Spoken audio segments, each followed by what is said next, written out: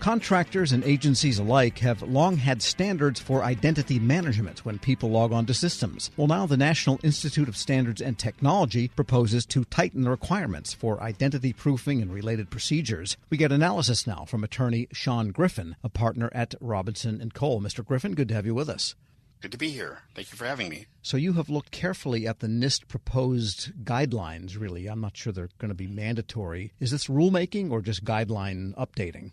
Let's start NIST there. Just does guidelines. If there's a rulemaking, it'd be coming straight from the Department of Defense or whatever other federal agency your contract was with. Okay, so these are new guidelines, which NIST is really good at updating. Digital identity guidelines. What are they talking about here? And we'll get into the implications. Let's talk about that. And I'll start with a horror story with a client who shall remain nameless because there are so many of them that this has happened to. The person in charge of writing checks or sending wire transfers gets an email from his boss or her boss saying, I need you to wire $5 million to this account in Hong Kong or whatever that you've never heard of before. And back in the day, the person may not believe that, or the money may or may not go out. But, there are people now who have seen these suspicious emails, so they go, well, not going to fool me. I'm going to demand a Zoom call. So they get on the Zoom call with this boss and all the other financial people, and they said, yes, send it to this, confirming the wire transfer instructions. And he says, okay, well, then I have all these people, I'll do it. Come to find out that the only real person on that Zoom call was him, the person who was sending the money. Everybody else had been deep faked. They have audio deep fakes and digital deep fakes, and without substantial identity verification, this could happen on a government system, which could be really, really bad.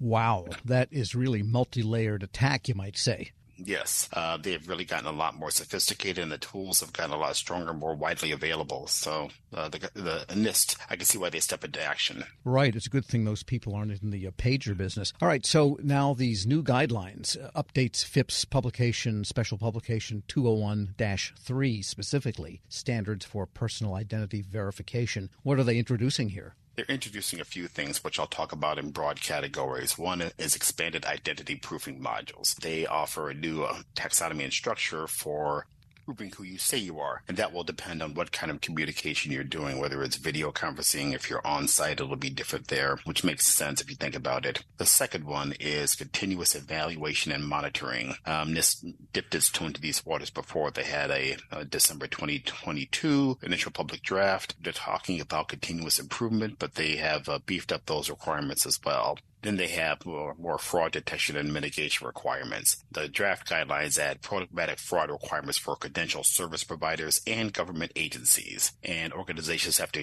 just basically keep their eye on evolving threats and do so pretty aggressively, which you should be doing anyway, but NIST is now formalizing that.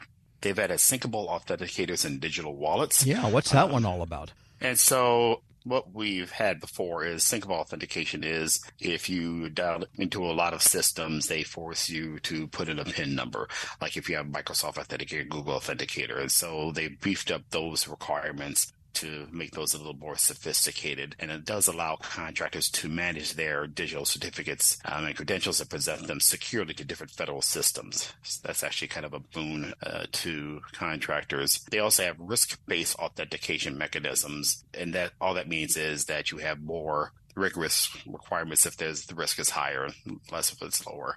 They've also talked a lot about privacy, equity, and usability, and this is a lot about preventing bias, which this goes into the AI field. The AI field is focusing more and more on biases, not just bias in terms we think about racial biases, but bias in the way that you can actually get something wrong because you're so used to looking at a problem in a particular way. Sure. It's a cousin to the hallucinations we've heard so much about. Then we also have authentication versus biometric and also multi-factor authentication.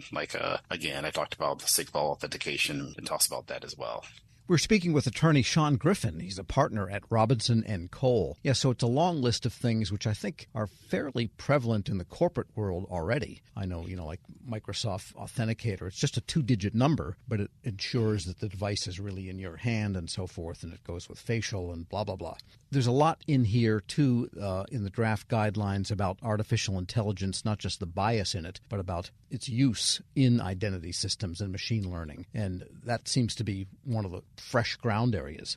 Yes, everybody's talking about AI and the use of AI nowadays. And, like any tool, there's a good and a bad way to use it. If you were talking about a hammer, a good way to use it would be to hit a nail. A bad way would be to hit yourself in the head. And I think a lot more people are hitting themselves in the head with AI. So what the new NIST guidelines do is they say that uses of AI and machine learning, sometimes called ML, must be documented and communicated to organizations that are relying upon these systems. That's getting to be more and more of a standard requirement to disclose that you are using AI. And then all organizations using AI and machine learning must provide information to entities that are using that technology on the methods and techniques used for training those models. That goes back to preventing bias and hallucinations that I talked about before. And you also have to describe the data sets that you're using. That's a little technical, but again, AI, like every other computer system, is garbage in, garbage out. And so this enables you to see what is going into the AI model that you are using. And if you're deploying an AI model, you should be doing that anyway.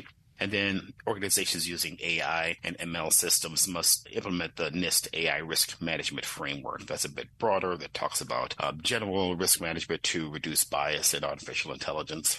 All right. And in your experience with clients, how big a lift is adopting these guidelines for an average organization? I imagine a lot of these pieces might already be in place. A lot of these pieces are often in place. You asked about my clients. It depends on the client. More recent clients have to put into place an AI governance program that should have most, if not all, of this stuff in it. Most companies have a written policy for everything important that you do, how many vacation days you can take, whether you're supposed to walk when the forklift is moving, what have you. AI is one of those areas where you do need a written policy with stakeholder buy-in. And if you have that, if you manage to implement a solid AI governance program, then you're going to have a lot of these things. You're going to have methods for communicating with your clients. You're using AI. You got to be able to talk with your users, your customers, about the data sets you're using, whether your customers business, private business, or the federal government, and you'll be able to do that pretty explicitly. So once you put the AI governance program in place, a lot of this will fall into place as well. Right, and then you can feel confident in a self-attestation, for example, that you have these kind of controls in place, because that's coming in a lot of different domains. That's exactly right. And it's also sort of a selling point, too, because if you're using AI and you're achieving the cost savings that you can through AI, you could tell your client, listen, this is AI we're giving you here, and it's not just ChatGPT. We're just throwing something at you, but we actually have guidelines in place to make sure you're getting a quality product or service, whatever that may be. Right. And the other thing we should note, you have noted in these guidelines that are in draft form, NIST is not quite a command and control organization like the DoD customer. People can comment. And what do you anticipate might be commentable, say, on these? I think there will be some pushback on some of the rules. I mean, if you don't have an AI governance program in place, this is going to feel somewhat onerous to you to bring it into place.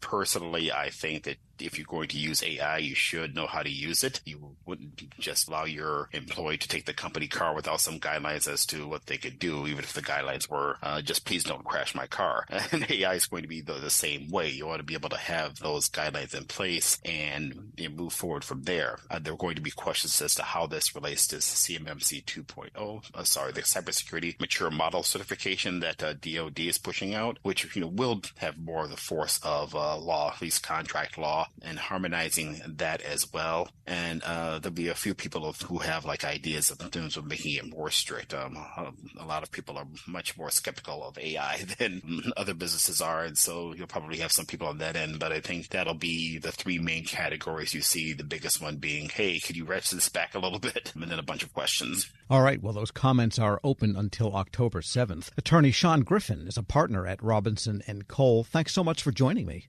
It was a pleasure. Thank you for having me. And we'll post this interview along with a link to more information about the NIST guidelines at federalnewsnetwork.com/Federal Drive. Hear the Federal Drive on your schedule. Subscribe wherever you get your podcasts.